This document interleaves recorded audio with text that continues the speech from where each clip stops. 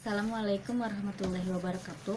Saya Sipa Kharinisa dari Prodi PAI non-reguler semester 4 Kedoya. Mata kuliah media pembelajaran. Saya dari kelompok 6 ingin menjelaskan tentang media visual. A. Unsur-unsur dan prinsip-prinsip media visual.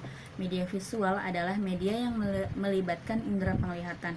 Terdapat dua jenis pesan yang dimuat dalam media visual, yakni pesan verbal dan nonverbal. Pesan verbal terdiri atas kata-kata atau bahasa verbal dalam bentuk tulisan, dan pesan nonverbal adalah pesan yang dituangkan ke dalam simbol-simbol nonverbal.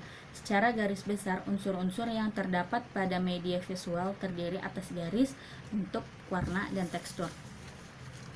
Simbol pesan visual untuk pembelajaran hendaknya memiliki prinsip kesederhanaan, keterpaduan, dan penekanan. Yang B. Urgensi media visual dalam proses pembelajaran.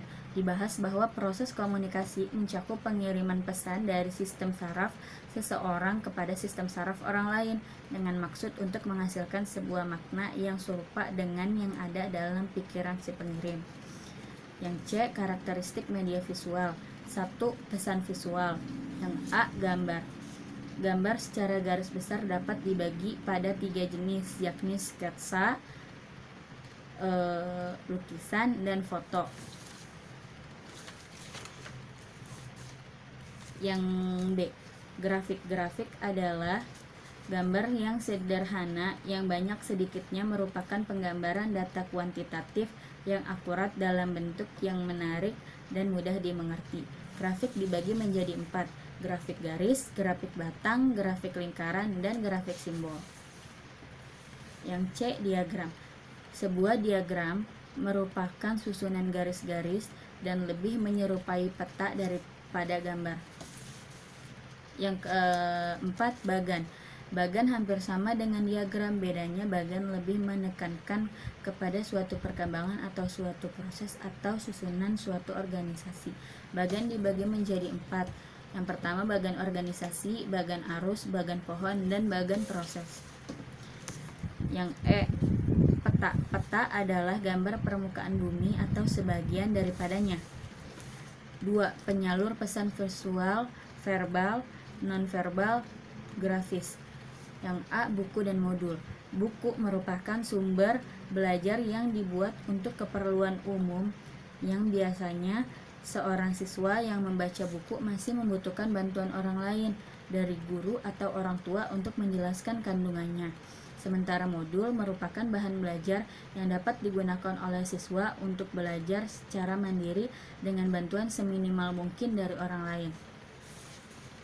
B. Komik. Komik juga dapat dijadikan media pembelajaran. Gambar dalam komik biasanya berbentuk atau berkarakter gambar kartun. Yang C. Majalah dan jurnal. Majalah secara umum dapat dimaknai sebagai media informasi dengan tugas utamanya menyampaikan berita aktual. Jurnal pun dapat mendukung terciptanya lingkungan belajar yang kreatif dan tidak membosankan. Yang D. Poster. Poster adalah gambar yang besar yang memberi tekanan pada satu atau dua ide pokok sehingga dapat dimengerti dengan melihatnya sepintas lalu. Yang E. Papan visual. Papan visual yakni papan yang dapat menyalurkan pesan-pesan visual. Pesan visual dibagi menjadi 5. Yang pertama, papan tulis dan papan magnetik. Yang kedua, papan lembar balik. Yang keempat, papan flanel atau flannel board. Yang keempat, papan buletin atau bulletin board. Yang kelima, papan peragaan atau display board. Yang ketiga, benda asli dan benda tiruan atau model. Benda asli dan benda tiruan mempunyai kegunaan yang unik. Ada banyak cara di mana keikutsertaan siswa dapat didorong dengan benda tersebut.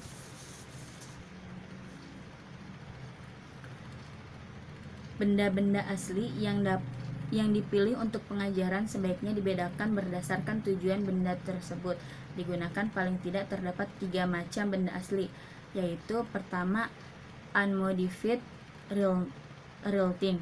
Yang kedua, modified real things. Yang ketiga, specimen atau sampel.